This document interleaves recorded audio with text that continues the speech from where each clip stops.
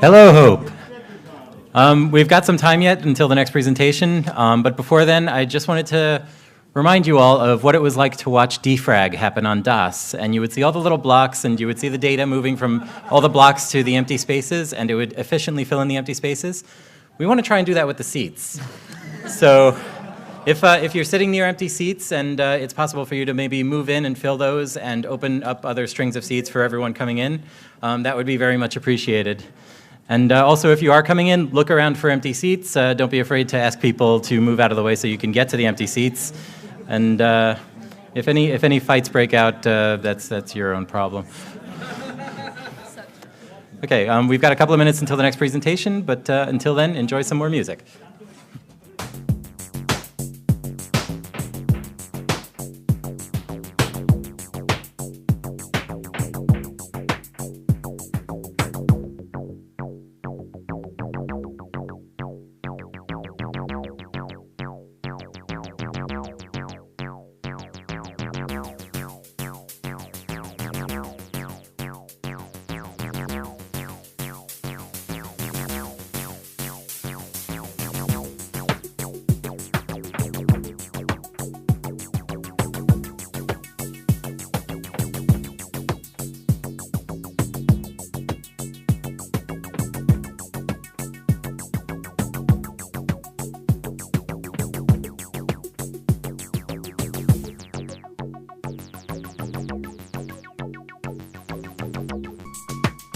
Good crowd here.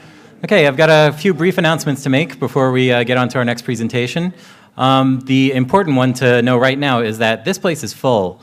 So if you can find an empty seat, take it. If you can find some standing room and they're still letting you in, take it. But if you leave before the end of the presentation, you will not be let back in because we just won't want you here anymore. A couple other things to know about, just some general con stuff. If you want to stick stuff to the wall around the conference, there are lots of posters of all types around. That's fine, we're all for that, but do not use your own tape. Use our blue painter's tape. If you go to our security desks or info desks, they'll have some there and they'll just give you some because that's the kind of tape that we can use on these walls in this hotel. So yeah, take care of the walls and we can do this again next time.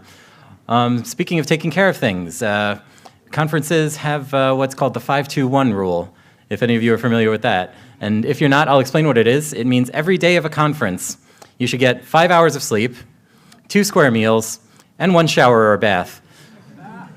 This is the way you take care of yourselves and those around you. So we're I think, just about at capacity. So without much further ado, it's my pleasure to present HTTP Must Die with Parker Higgins and Yang Zhu. Ladies and gentlemen.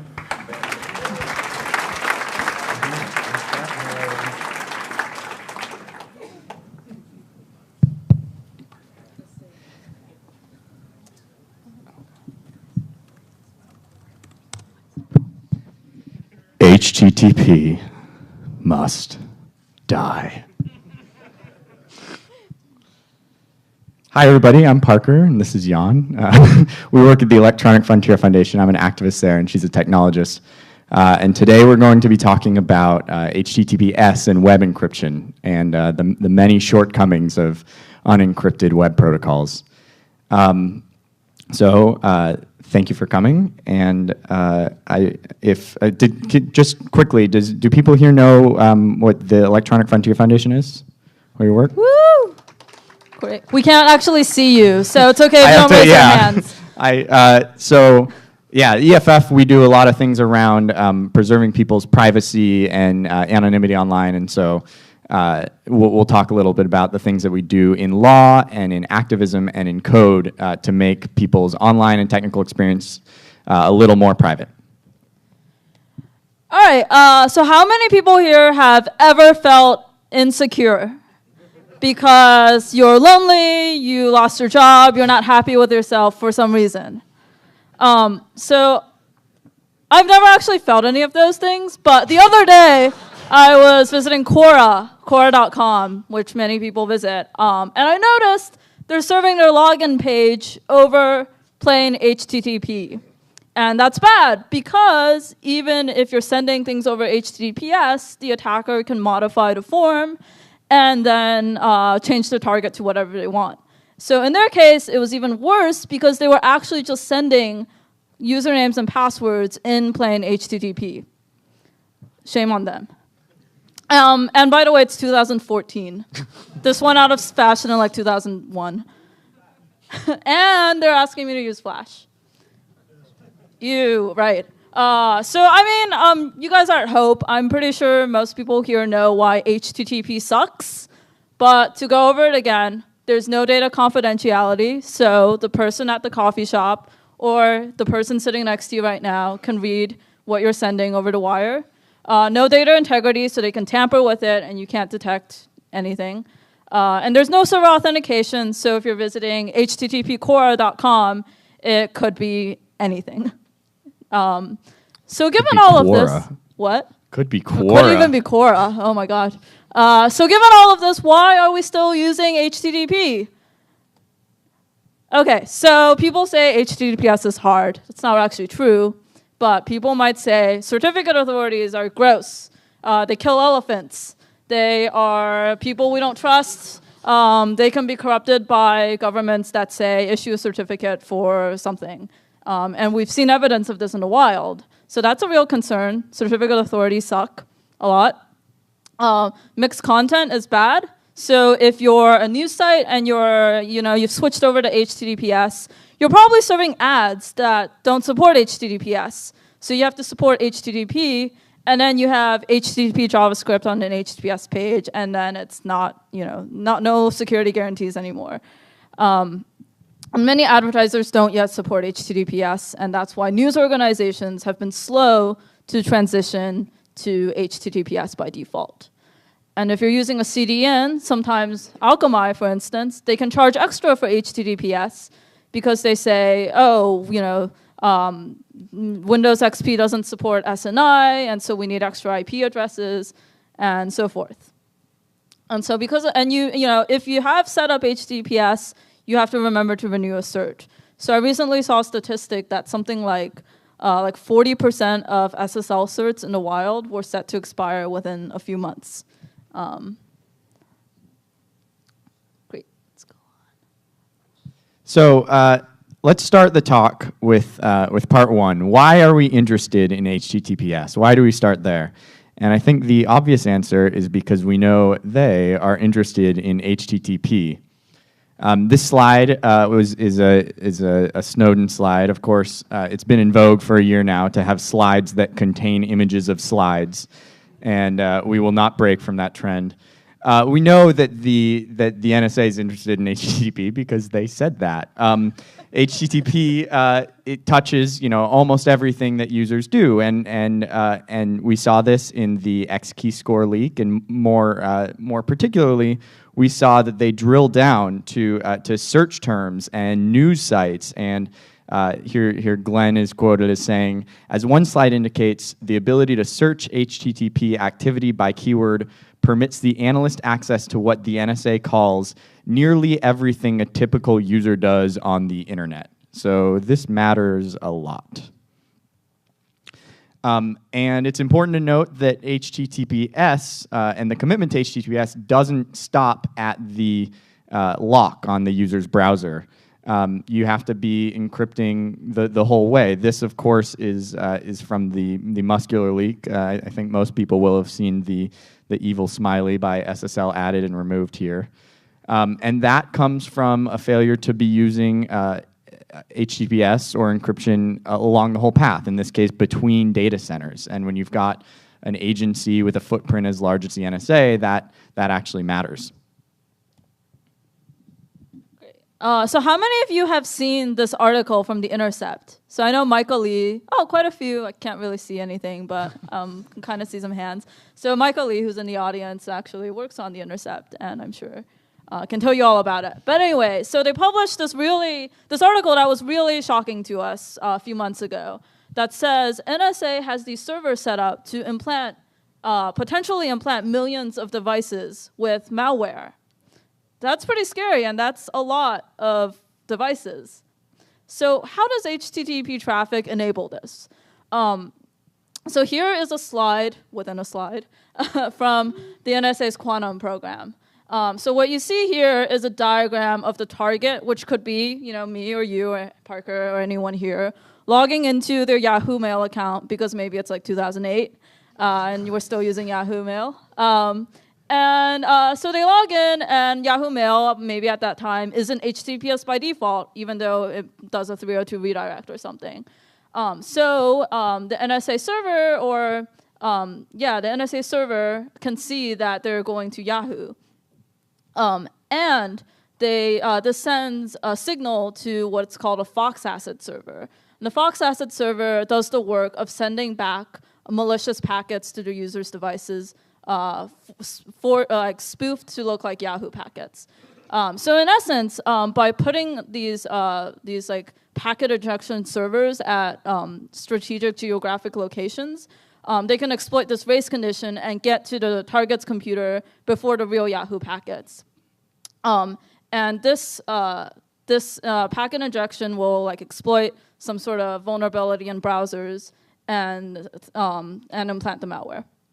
And this is quite scary. So you might be asking, millions of computers, maybe they're doing sort of targeting, targeting people that they think are suspicious. So what would they be using for targeting?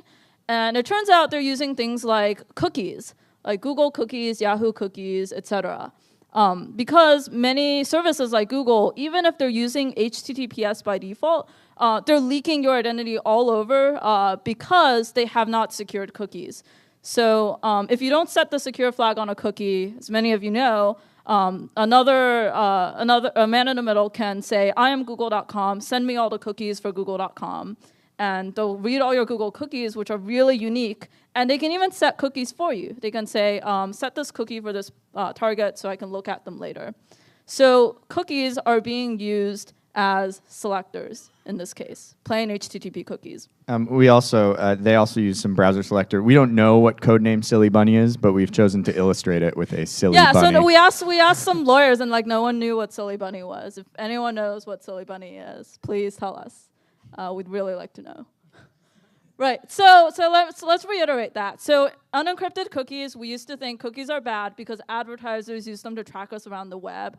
Now we know they're also bad because they're used as weapons for NSA to decide who to target with malware. So we know that there's a privacy reason and a security reason, but there's also another really important reason to be using HTTPS, and it's maybe one that doesn't get as much attention, and it has to do with censorship.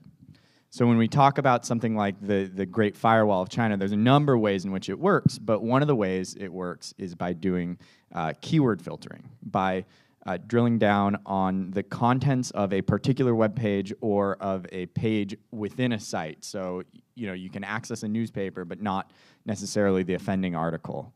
And the way that HTTPS addresses this is that when you make an HTTPS connection, only the host is available in the clear. So if you're looking at an article, for example, on The Intercept here, a man in the middle can know that you're looking at something on First Look, but they don't necessarily know which part of First Look or even which article. And there's a big asterisk next to that. So this is true for all sorts of sites. A big example is Wikipedia, of course. It means something different to be looking at Wikipedia than to be looking at an article on something in particular or inflammatory. But the big asterisk there is that is still vulnerable to things like metadata analysis. So if each article has a distinct file size, then you can get around this by just measuring the size of the files that are being transferred, and you can know which article people are looking at. There are ways of avoiding that. You can do padding, but that has pros and cons. The important part here is that this kind of the HTTPS makes that kind of attack much more sophisticated and expensive, and so even if it's not perfect, it does a good job of protecting privacy. But the censorship angle here is that it forces somebody who wants to block certain keywords to make the decision to block an entire site or not. And we've actually seen this play out. So last year, GitHub was, for a little while, blocked in China. The entirety of GitHub, because it's HTTPS, was blocked because there were, the leading belief is that there were a handful of repositories that had something offensive, and so the only solution, because you can't block those repositories, is to block the entire site. And of course, the Chinese developer community was not very happy about this, and they were very vocal, and they said that we can't do our work, and so there was a backlash, and that backlash forced the hands of the Chinese censors to say, okay, we'll let the whole thing go, including these repositories we don't like. And there's a quote from a prominent Chinese developer who said he compared the blocking of GitHub to trying to catch a mouse by burning the entire house down. Forcing that decision is a good position to be in, to release the mice into the house and say, well, your only option is to burn the whole house down. And that puts the blame really squarely where it belongs, on the censors. So that's an important story with a good conclusion. There's one that didn't end as well, which is the story of Google Reader. Similarly, Google Reader was at a path. It wasn't a subdomain, so it was google.com/reader. And so countries had to choose whether they were going to block all of Google services or allow Reader. And of course, Reader could make connections to other sites. And so people in Iran were able to read the news from around the world by accessing it through Reader. And it made the censors decide, do we want to block everything Google? And for the most part, they didn't. There was 1 or 2 weeks where they did that, but for the most part, Reader was a way to access this news. And this is really important. In Iran, there's estimates that 1 in 3 news sites are blocked. So this was an easy way for people to get around that censorship. And now it's gone.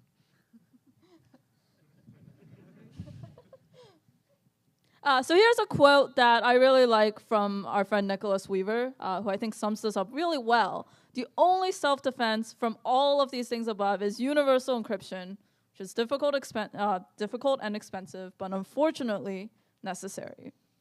And we know why it's necessary. There's another great advantage. If you run a news site and you turn on HTTPS, the ACLU's Chris Sagoyan has offered a bottle of whiskey to any admin at a news org that switches websites to HTTPS by default. So not only are you defending your readers' privacy and security, but also you can get a drink off Chris off of it. So. I think Chris might be here right now, by the way, so you could even get it from him. Let's bankrupt him. Let's go nuts. Okay, so this talk was actually meant to be a really optimistic, happy one, and I think it's going to end up being that way. But I think because it's nice to be cautious, part 2 is called Not Everything Sucks, Sometimes Probably. Yeah, and we'll see why not everything sucks sometimes, probably. And so one way that we look at this, at the way that things don't suck, is through the Encrypt the Web report. And this is, it's just a sampling. It's, we look at a handful of websites, services that people use, and we measure how those sites are doing in terms of encrypting user data. And so you can see the first category is, this is just, by the way, this is a long chart that I've just split up into 2. Encrypts data center links, which we saw matters because of the muscular attack. Supports HTTPS, and then the next 2 categories are how well are they doing HTTPS. And then the last one is Start TLS for encrypting user emails in transit, which we'll talk about a little bit later. And really the exciting thing here is that we started with a lot of gray and red, and it's gotten over the last, we've been running it for about 6 or 7 months, it's gotten a lot more green.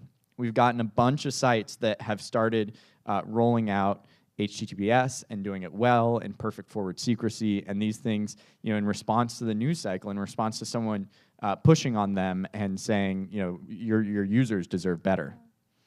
One major example of this was Facebook in, you probably can't see the date, but it's July 2013, so this is the month after the Snowden revelation started, switched on HTTPS by default. It was, most users had it before, but it's by default, and this is a huge amount of connections that are now encrypted. We saw Google made an adjustment, and HTTPS protects not just the contents of the page, but also if you go from an HTTPS site to an HTTP site, there's an extra measure of privacy added by your browser will blank out the referrers. So in Search Engine Watch, they're just upset that they stopped getting keyword data, but for users, that's actually an extra level of privacy. Oh, by the way, the timestamp on this is September 2013? Yeah, September 2013. Wow, so thank you, Snowden. Yeah, the Snowden effect. So it's not just web browsing. So there's also email, and email SMTP can optionally use an encryption protocol called StartTLS, which is opportunistic, which means like a server can advertise, I support encryption, and then the other side will upgrade to TLS, but it's unauthenticated, and a man in the middle can downgrade by saying the side doesn't support TLS, and it'll just fall back to plain text because you really want your mail to be delivered, usually. So my colleague Peter made this awesome, although somewhat confusing-looking chart from Google's data. So I don't actually know why there's this like periodicity. But on the whole, it looks like StartTLS usage is rising pretty well. So since December 2013, which is when this chart starts, there's been a 33 to 58% increase, and that's really really great. And this has been similar statistics have been shown by Facebook's data. So if you run a mail server, you can actually do an analysis like this yourself because you can look at the percentage of inbound and outbound connections that are using StartTLS.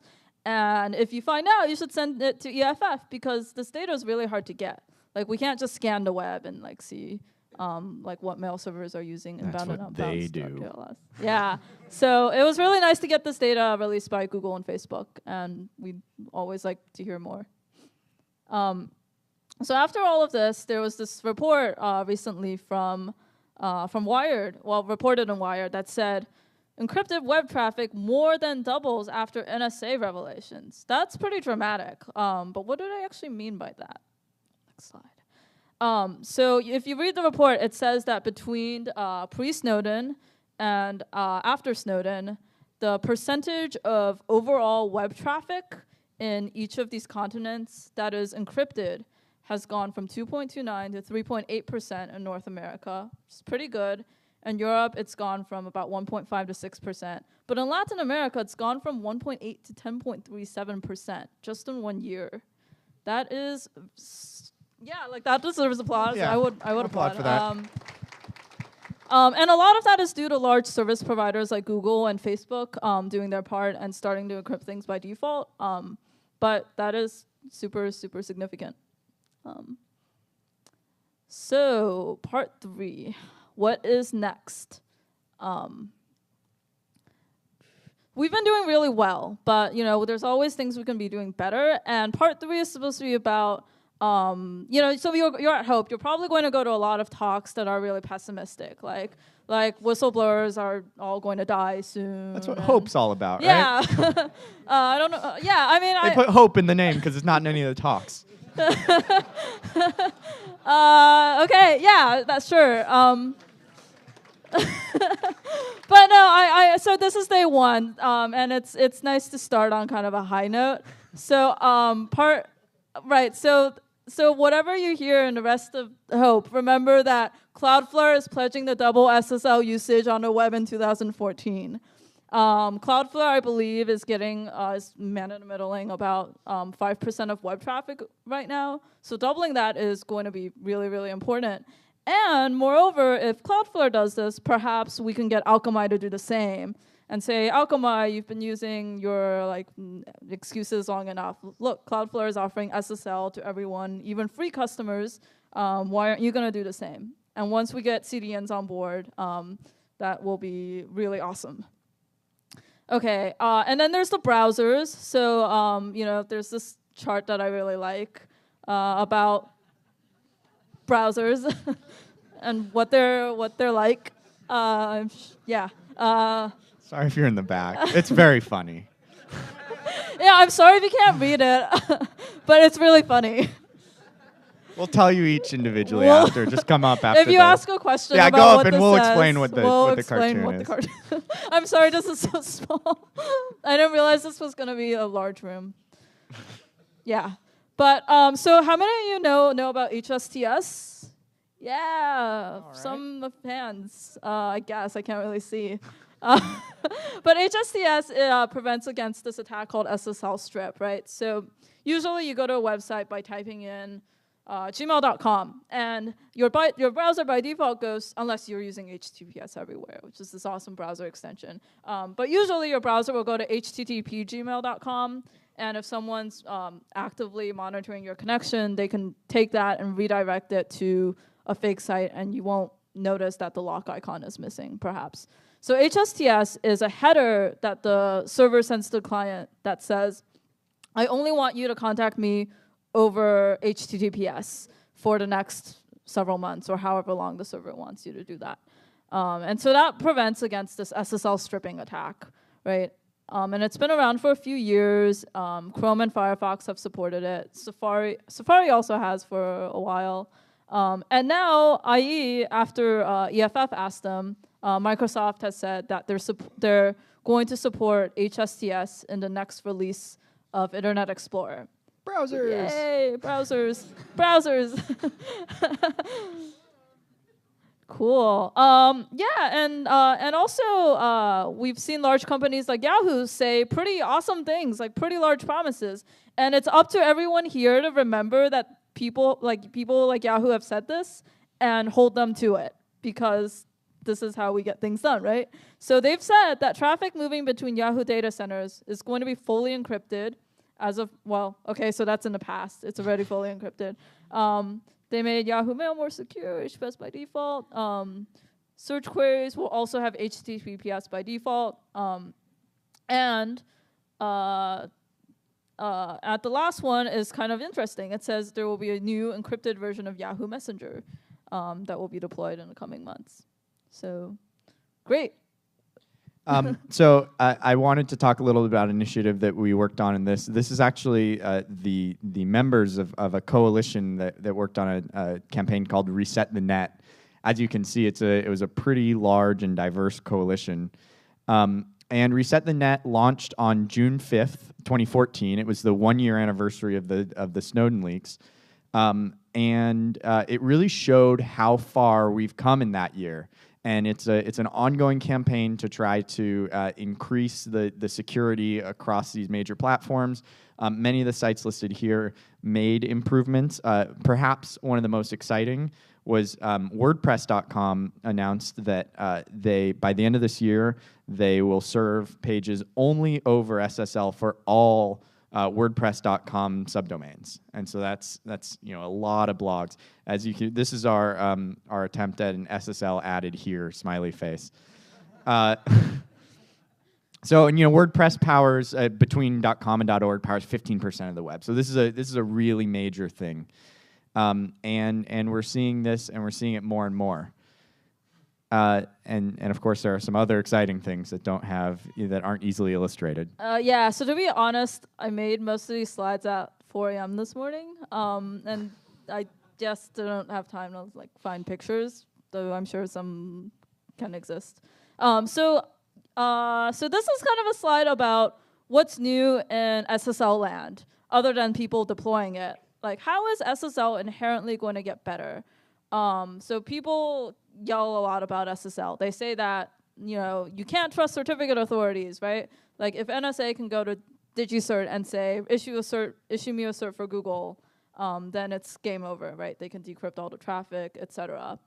So how are we going to prevent things like that? It's not impossible, it turns out. So there's a new proposal called certificate transparency that will basically make every certificate issued by a CA have to be added to a log that is maintained by Google and other organizations, like possibly EFF will run on one of these logs. And for the browser to accept the cert, the server has to show proof that the cert has made it into one of these logs. And it uses a cool data structure called a Merkle tree that makes this lookup process very efficient. Yes, people really like Merkle trees. I heard someone really really get excited at that. So what certificate transparency at the end of the day, what it means is that if a CA issues a bad certificate, we can either we can see it or in the certificate log, or the client won't accept it, and that's really, really nice. And Google is actually, you might say, oh, this is some theoretical math thing. It's not going to be used anytime soon. Google is actually planning to require certificate transparency for all extended validation certs by the end of the year, if I remember correctly. I'm not sure if that timeline has changed, but I think that's what they said a few months ago. And then there's HTTP public key pinning, which solves the problem that anyone can issue a cert for EFF or any CA can issue a cert for a site like EFF.org. And HTTP public key pinning lets EFF say, I only want this cert from Start SSL, and this is the cert that you should expect to see every time you connect to EFF.org. And that will make it harder for people to create fake certificates for EFF or Google and so forth. HTTP public key pinning is I think you can already do it statically through a preloaded list in Chrome, and soon you'll be able to do it dynamically by sending a header like HSTS. And on the mail encryption side, EFF has just launched a project called Start TLS Everywhere. Some of the creators of that are in the audience. You can't see them though because it's really dark. But Start TLS Everywhere tries to solve the problem of downgrade attacks on SMTP servers. The problem is SMTP servers don't know each other's TLS policies. So if you say mx.gmail.com doesn't support TLS, if you say that from a man in the middle, then the other server has no way of knowing that's a man in the middle. So Start TLS uses these configuration files to enforce TLS policies between SMTP servers. And we'll be giving more talks on that in the future, so I won't tell you everything about it right now. No spoilers. No spoilers. So I heard earlier someone at Hope said, I just overheard someone say, sysadmins aren't never all going to deploy TLS by default. It needs to just be enforced. The default just needs to be encryption. We can't make people have to buy cert and set it up and all this work. So HTTP 2.0 has a proposal to address that called opportunistic encryption, which will make all HTTP traffic encrypted by default. But then you might say, what about CAs? How do we get authentication? And the answer is opportunistic encryption might just mean unauthenticated encryption, which means, of course, that NSA can just pretend to be any server and do a attack or a downgrade attack. So real HTTPS is still better, but opportunistic encryption is on the table for HTTP 2.0. All right, so sorry, we put these comics up and then you have to read it, and I didn't say anything funny. So I hope that we effectively made the point today that HTTP is horribly insecure, and that if you're running a website, it's not optional. It's for your readers and users, privacy and security, and for your site to be accessible and to preserve the integrity. HTTPS is something that you should absolutely be looking into and deploying. As we like to say, if it's too important to leave up to an unencrypted protocol. So if you like it, you should put an S on it. Sorry, Jan dared me to do that one. And we thank you very much, and we'd like to open the floor to questions. Yeah, I'm sorry this talk was too short. We didn't really time it. So it's half an hour. You can get a snack or something. But we can also take questions for a bit if people have those. Whoa. Wow, okay, there's most of you are people still here. Thank you. Thank you.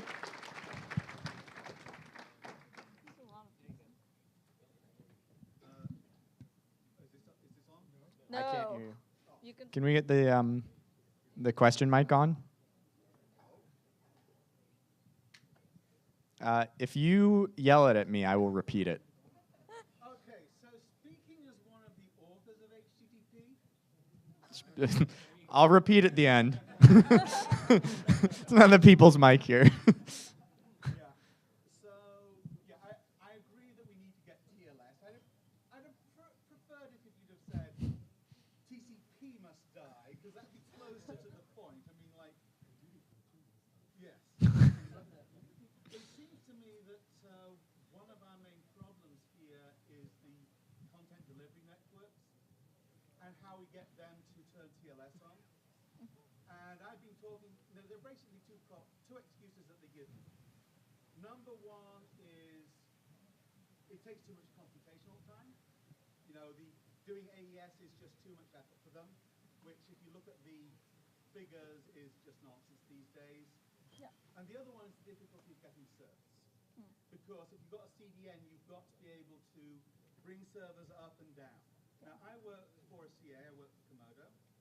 And so, you know, I keep trying to say, well, you know, we've got technology that you could deploy that would solve that problem. But then they say, well, we've not got the demand from the customers. So it's really critical that the people who in this room who are customers of those CDNs are telling their salespeople, we want to turn on TLS across the whole network because you know, they're only going to listen to them. They're not going to listen to technologists with good ideas. All right, so I'm gonna attempt to repeat as much of that as I can. We inadvertently threatened to kill this man's baby.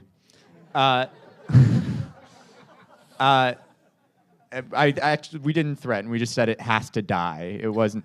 And the problem per the question or the statement is better addressed at the CDN level, and most importantly, that the CDNs need to hear demand from their customers, which are likely include people in this room, that they want to turn on encryption across the network. Is that? And so I agree at least with the conclusion, and probably with most of it, right? That we ought to be demanding this. That's how we get companies to start doing those changes. Could you talk a bit about Dane? Because you didn't list Dane in your promising. Do you know what it is? Yes. Okay. I think we can talk more about that afterward. But I think there's a lot of. So I'm not an expert on DNSSEC, but we've heard a lot of people say that it's infeasible for them to deploy at the moment, which was part of why we started the Start TLS Everywhere project.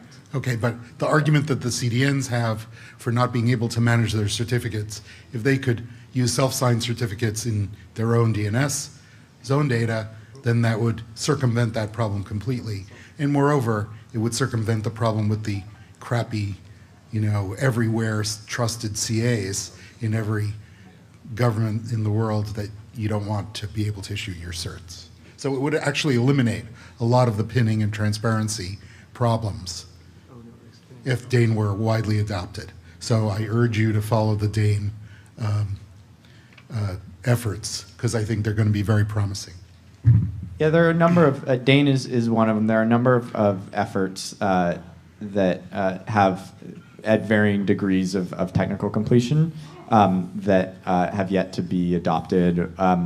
And yeah, many of them are really interesting. A little bit of what we're talking about is what we have now, and we could easily double the number of HTTPS. I mean, Cloudflare's talking about doubling it just with a switch on their end, and that does a lot of on the ground already. Yes. Is there any truth to the rumor that EFF is going to fight untrustworthy CAs by becoming a trustworthy CA? That's a great question. I think we don't comment on rumors and I don't speculation. think we comment on that one. Well, think about it. But yeah, thank you for asking. Hi, my name is Richard Barnes, and I do security stuff with Mozilla. Thank you. Which is relevant because I have some bad news and some good news. The bad news is that if Cloudflare is saying they're going to double the percentage of SSL on the internet, they're lying because it's impossible.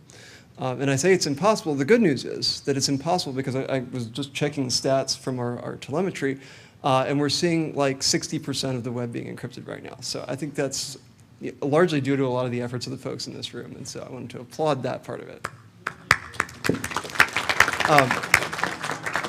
Differently from the way they are. Say again? You are counting differently from the way they are. Oh, yeah. Yes. I'm having fun with metrics here. I say as let's one let them does. try. Let's take Oh, yeah, no harm 120% encryption. We're happy. We're happy. That's all we asked for. Yeah. That's all. We're simple. So one of the things that was on your slides that's in active flux right now, really active discussion right now, is this idea of opportunistic encryption in Yes. HTTP2, and I'm one of the instigators of that in the HTTP BIS working group. So if people could take a look at that, that's something where we have community discussions. It's in the IETF. There's a working group around this right now that's discussing it. So if people have feelings about whether we should allow opportunistic encryption, whether we should require browsers to validate certs in HTTP2, that would be something where community feedback would be really helpful. I also think this mail encryption that you guys are getting involved in is really good. The web is sort of on a really positive path, and there's good momentum. The mail community, they're much more fractured. They don't really know how to do authentication, so whatever you guys can do to help move them forward would be really helpful. Cool, thanks. Out of curiosity, do you want to offer your opinion on opportunistic encryption? So those of us who have been sort of our internal security mafia at Mozilla have been talking a lot about this. Yeah. You know, we are, obviously HTTPS is the gold standard, as you guys said. It provides, it blocks a whole nother, well, it is a standard. Some color. Yeah, I'd say. Yeah, you know, it blocks a lot of attacks that we know happen, as you put on your slide. We've been really supportive of opportunistic encryption. We're in the IETF process, we've been putting forward proposals to enable encryption with the possibility of discovering when, you know, with the possibility for, as you said, unauthenticated. So spin up your Apache instance, have a GNU-FSL signed certificate. Don't bother going out to a CA if you don't want to. And we'll go ahead and do the encryption. And you know, we might not display a lock icon or anything because you're still vulnerable to all this stuff because it's not HTTPS. But we may go ahead and accept that cert and do the encrypted connection, even if it's not a cert from a CA that validates an identity. And I don't want this to turn into a Mozilla question hour. So I can't speak off the top of my head to the development plans in terms of what we're planning to implement. But in the IETF and the standards discussions, we've been trying to find ways that we can agree on to expand the set of website operators who can do encryption. Thank you. And I encourage people to take part in those discussions because they're interesting, and I think there are some hard questions raised. And there's lots of different valid perspectives. So I mean, the more mass we can have behind different perspectives, the more we can understand how much the community feels one way or the other. Thank you.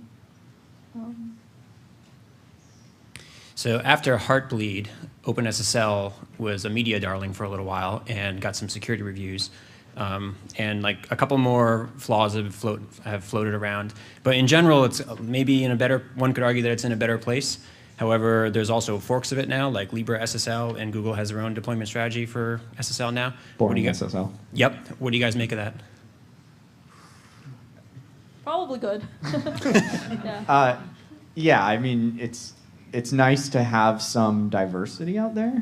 It's also nice to have, I think, if you don't have diversity, it's nice to have a lot of effort in one place. And what the media reports after Heartbleed showed is that we had neither. We had one solution that had 1.5 people working on it. 2.5. Right.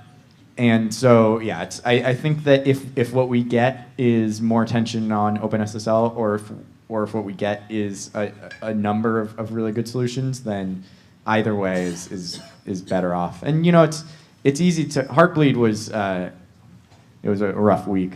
I work at Red Hat. It was a rough week. Thank It you. sucked. but I think it's we were able to recover, and we at least have some sort of infrastructure in place for communicating that this happens. And it came. I mean, it could have been worse, and I think that there are steps we took after that will make it more likely to be better. Okay. Thank you. Thank you. All right.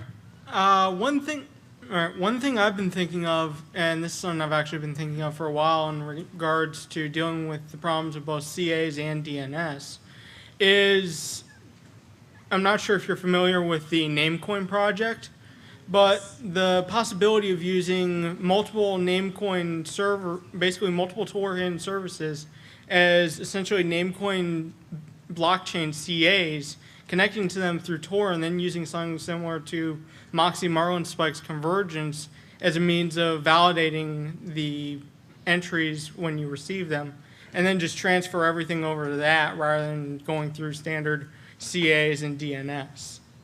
And it's so simple. Right, yeah, so I've seen a number of proposals like that, usually involving some sort of like cryptographically verified append-only log, like a blockchain. But I think I think we've yet to see something that's really complete along those lines. And if that comes along, I think it'd be interesting to think about. Yeah, I mean, I'd love if something like really weird happened. Like, you know, that's not even that's pretty weird. But like, yeah, let's try a bunch of stuff and see. You know, like, it could happen. And there's been a lot of stories about the development of the web where it wasn't. You know, it was pretty weird along the way. Just remember, science isn't about why; it's about why not. Yeah. Yeah. Thanks for the talk, guys. Question. So SSL, yay.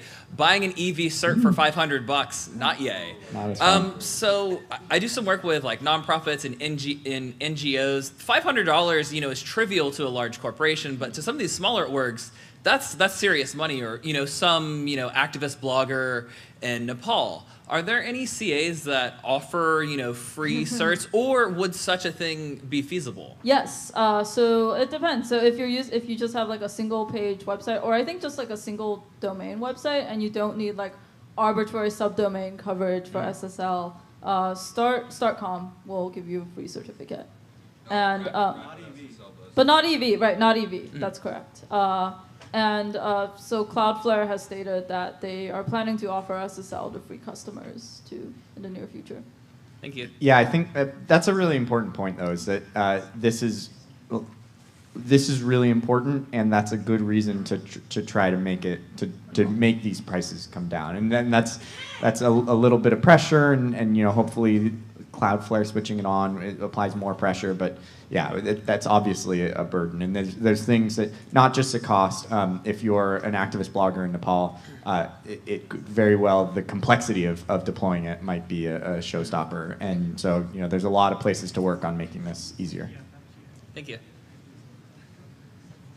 All right, I think that's all the questions. Thank you very much. Yeah, thank you all. This is great.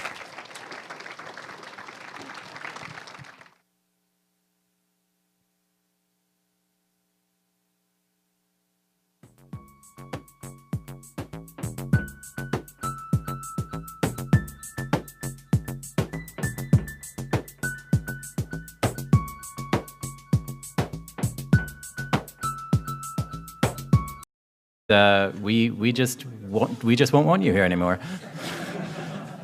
A couple other things to know about, just some general con stuff. If you want to stick stuff to the wall around the conference, there are lots of posters of all types around. That's fine, we're all for that, but do not use your own tape. Use our blue painter's tape. If you go to our security desks or info desks, they'll have some there, and they'll just give you some, because that's the kind of tape that we can use on these walls in this hotel. So yeah, take care of the walls, and we can do this again next time. Speaking of taking care of things, conferences have what's called the 5-2-1 rule, if any of you are familiar with that. And if you're not, I'll explain what it is. It means every day of a conference, you should get 5 hours of sleep, 2 square meals, and 1 shower or a bath. This is the way you take care of yourselves and those around you. So we're I think, just about at capacity, so without much further ado, it's my pleasure to present HTTP must... Hello, Hope. We've got some time yet until the next presentation, but before then, I just wanted to remind you all of what it was like to watch defrag happen on DOS. And you would see all the little blocks, and you would see the data moving from all the blocks to the empty spaces, and it would efficiently fill in the empty spaces. We want to try and do that with the seats. So If you're sitting near empty seats and it's possible for you to maybe move in and fill those and open up other strings of seats for everyone coming in, that would be very much appreciated. And also, if you are coming in, look around for empty seats. Don't be afraid to ask people to move out of the way so you can get to the empty seats. And if any fights break out, that's your own problem. Okay, we've got a couple of minutes until the next presentation, but until then, enjoy some more music.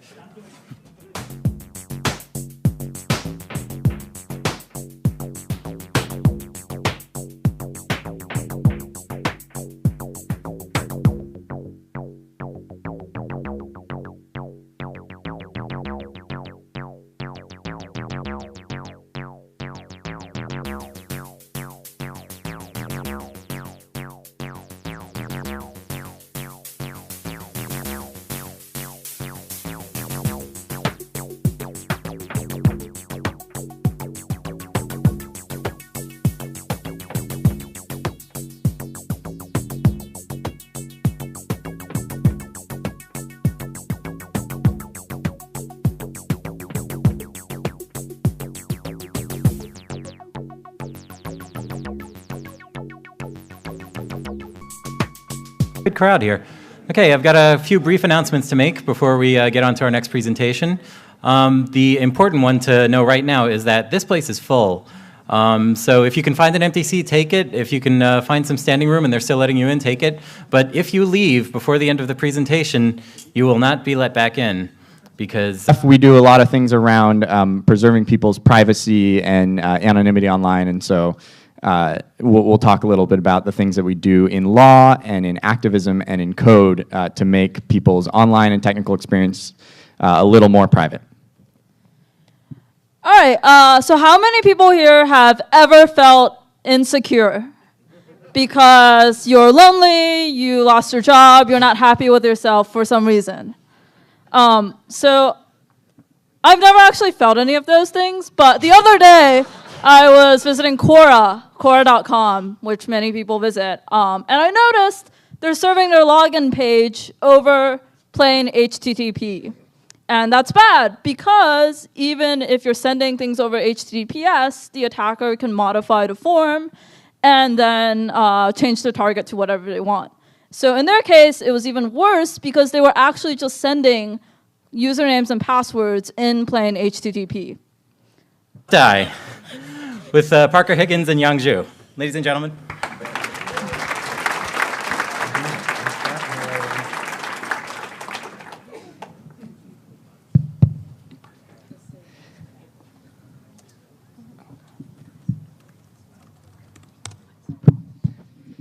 HTTP must die. Hi, everybody. I'm Parker, and this is Jan. We work at the Electronic Frontier Foundation. I'm an activist there, and she's a technologist. And today we're going to be talking about HTTPS and web encryption and the many shortcomings of unencrypted web protocols. Thank you for coming. And just quickly, do people here know what the Electronic Frontier Foundation is? Where you work? Woo!